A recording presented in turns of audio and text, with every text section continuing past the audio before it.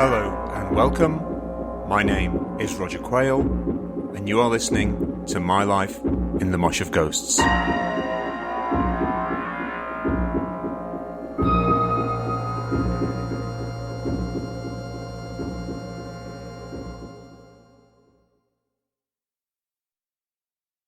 Hello and welcome to another episode from My Life in the Mosh of Ghosts. My name is Roger Quayle, and this is Gig 4.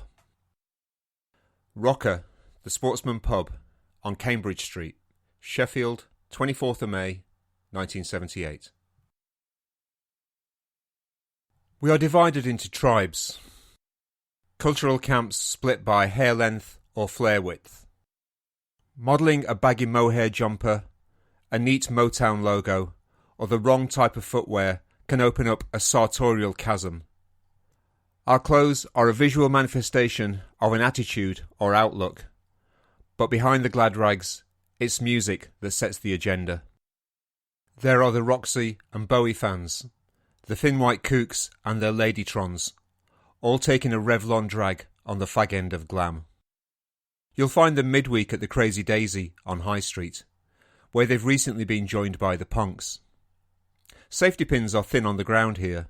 Nearby Rotherham and Doncaster have better scenes.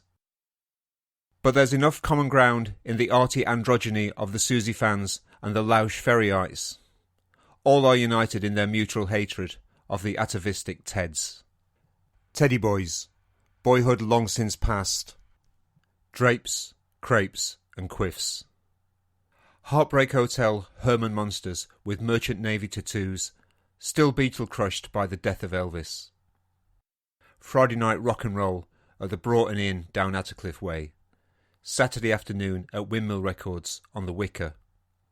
I'm so intimidated by this place, it takes me 3 years to pluck up courage to go in. Having made my purchase, a 7-inch 45 of Get a Job by the Silhouettes, I beat a hasty retreat. More elusive are the Northern Soul Boys and girls.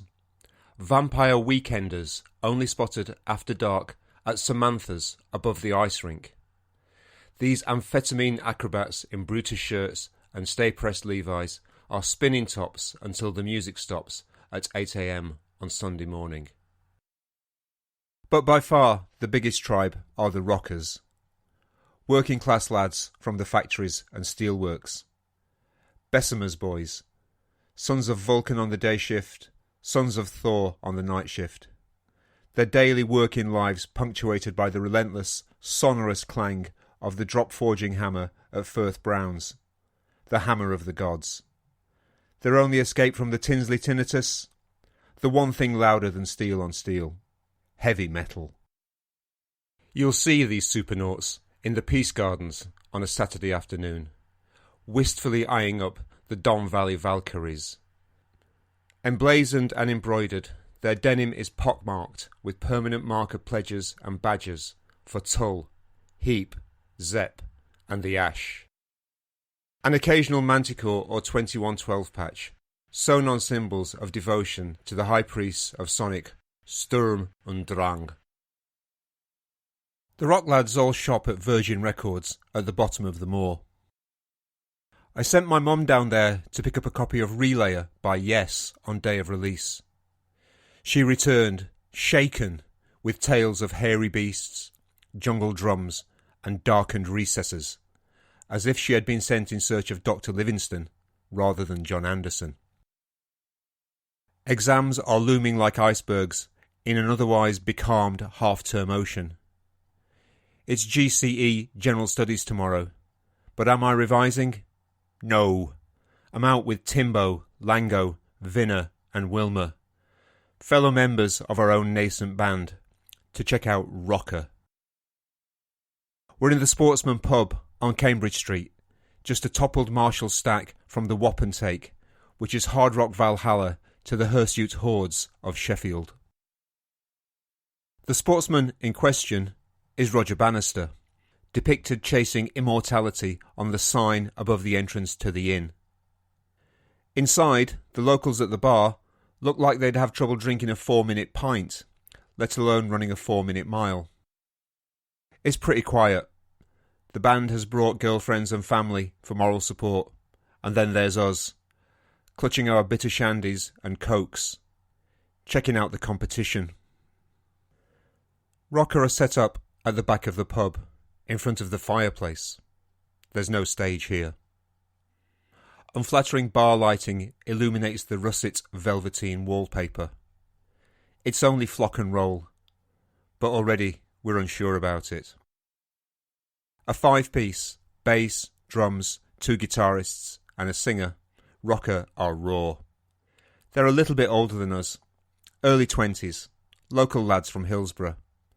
They're unpretentious, rudimentary rockers, so we amuse ourselves playing Spot the Influence with their songs. Quo, Lizzie, Rory Gallagher, a touch of Jethro Tull. Right now, in terms of competition, Rokka are ahead of the game. Def Leppard won't play in public until July, and 10 miles up the road in Barnsley, the rough and ready son of a bitch are about to change their name to Saxon. The band rumbles on, in their element with this elementary boogie. But we're not fussed. Talk soon turns to another new band that Vinna, Lango and Timbo went to see at the Limit last night. Cabaret Voltaire? What's that? Show tunes. No. They're really weird. What? How weird? Well, they haven't got a drummer, and then the guitarist plays clarinet. Oh, that sounds pretty weird. Our attention drifts back to Rokka, who finish off with a couple of reliable Quo tunes, Backwater and the already evergreen Caroline. Musically and literally, they are maintaining the status quo. We are Rokka! Thanks and good night! Nonplussed, we head for the bus. Our tribe is still teenage schoolboys. In the morning, we have an O-level appointment with the Joint Matriculation Board. We're going to see the extras on Saturday night. Maybe they'll be better. Rokka self-released a single called Come Back in 1980, but singer Phil Casey left soon after. Lead guitarist Glenn Marples, drummer Andy Freeston and guitarist Rick Cochran formed the well-regarded Panzer Division, perennial promotion contenders in the new wave of British heavy metal leagues. Following a spell in the AOR-focused Lonely Hearts, Glenn Marples left Sheffield in the early 90s for Ibiza, where he continues to live and make music today. Windmill Records continue to supply rare rock and roll records to the world from their website. My name is Roger Quayle. Thank you for listening to My Life in the Mosh of Ghosts.